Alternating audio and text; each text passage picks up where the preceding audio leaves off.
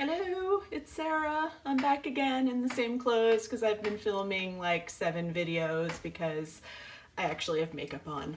So I figured I might as well get them all out of the way while my face is made up. Today I am going to wrap up the second half of December, where I again took very poor notes, so I don't know where I left off with what I read in the second half of December. So forgive me if there's a repeated book here.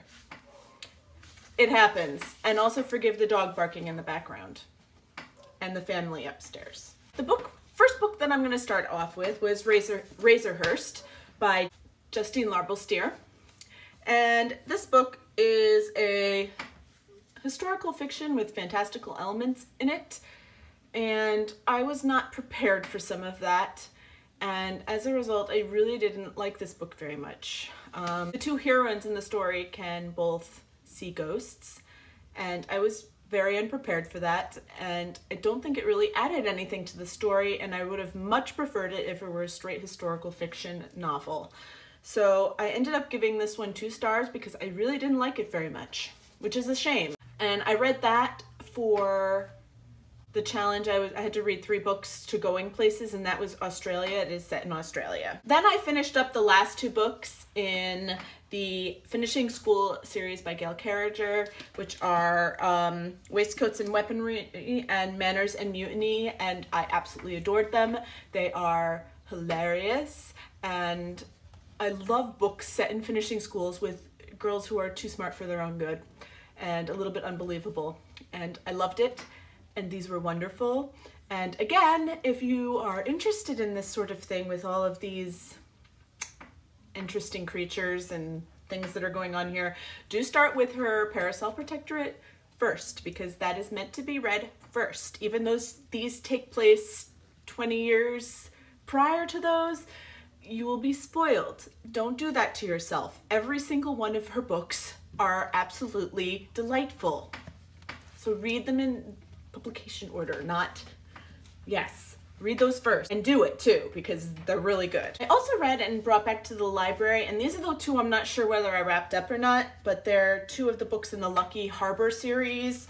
It Had to Be You and Forever in a Day, and these were both fine. This is why I can't remember whether I wrapped them up or not, because they were okay. There was nothing new. They were cute. It was just fine. And I think I gave them both 3 stars. Middle of the road, cute book. They were fine. Then I sat down and read Enchanted Islands by Alison Amend.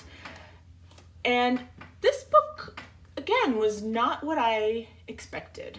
I read this for going to the Galapagos Islands.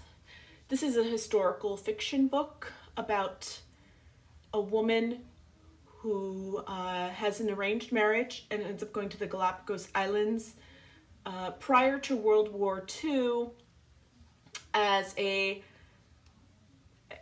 a spy, but she's kind of taught some spy stuff, but isn't really a spy.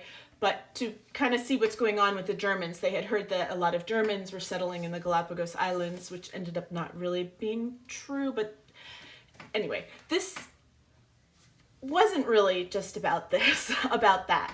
To be honest, they don't get to the Galapagos Islands until the middle of the book, and they're only there for about 100 pages, and this book is almost 300 pages. So it was a little bit misleading. This book is really about friendship. Her and her friend and the circumstances of friendship and how you stay friends no matter what, and how friendship changes over time, and that's what it's really about, and not so much about the spying in the Galapagos Islands. And I didn't realize that, although it was lovely. This book was very complicated and very profound in places, and very, very, very interesting. Just a little bit misleading in a way. So I really did like this book. I very much appreciated this book, and I ended up giving it 4 stars, I believe. Then I read another Jill Shalvis book, but this was the first book in a different series, the Animal Magnetism series. And this follows a bunch of people in another small town, and involves animals. See, I'm a sucker for animals, like this little dog on the front. I'm gonna read it because it has a dog on the front, and that's kind of why I read it. Not only that, but this dog looks like my dog. So it was cute, it was adorable. It's not reinventing the wheel, but there's dogs involved, and I'm sorry, I'm a sucker for animals in my romance novels, and that's that. Then I read, somehow I finished this book. I don't know how, but I did. Sudden Death by Alvaro Enrique, and I hated this book. I absolutely hated it. I kind of understood what was going on. I know some people have a problem understanding what's going on. So this is like the history of Spain and Mexico in that era when Spain was like conquering Mexico and stuff, played out in a tennis match, played with tennis balls made from Anne Boleyn's hair when she was beheaded. So I don't know really any of that history, so that part could have been interesting. But there are certain things and mentions in my books that I will not put up with. And one of them is bestiality, which is mentioned in this book, and so it gets 1 star. I mean, it wasn't heading for like a good star rating anyway, but no, we don't do that. We don't do that. Period. Done. No. Next, I read a book that I was actually approved for on NetGalley. I like never get approved for anything, so it's kind of shocking when I actually get one. And that book is Lift and Separate, which I don't know if I can get you to be able to see in any way. Lift and Separate. It has lots of bras on the cover. By Marilyn Simon Rothstein.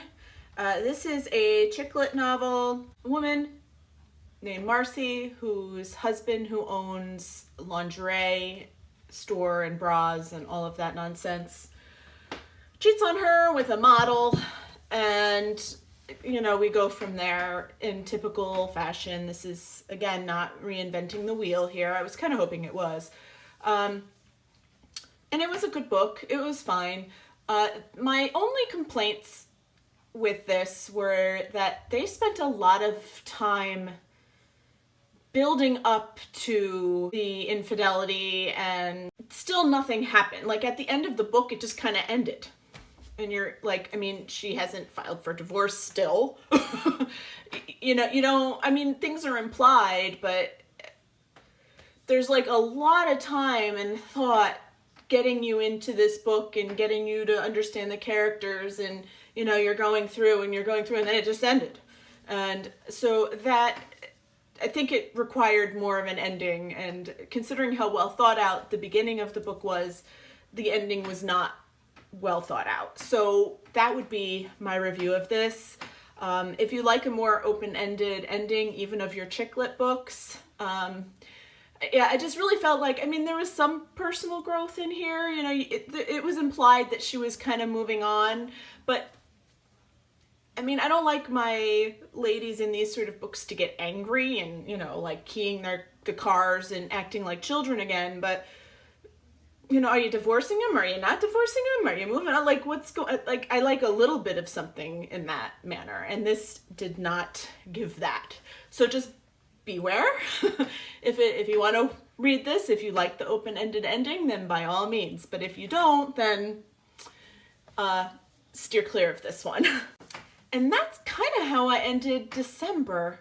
I read 100 pages of The Beauty of Darkness here, which was, I'm kind of grateful for, because otherwise I would have ended December on a really sour note, because nothing was very great. Especially the last week of December. I did not read anything that was spectacular in any manner. But this, and getting ready to read this because I had to reread or kind of reskim through the previous books a little bit so that I could catch myself up in this world, was ended things on a little bit on a higher note, because it wasn't such a great month in terms of quality of books. So I'm hoping, that's why I'm switching things around a little bit for January. I'm going to read some YA and kind of get myself back into things again. Hopefully some books that I just really enjoy, because I read for enjoyment, not necessarily because, you know, I'm required to read books. I mean, I'm done with all that. I finished high school and college. I can read whatever I feel like it and enjoy it.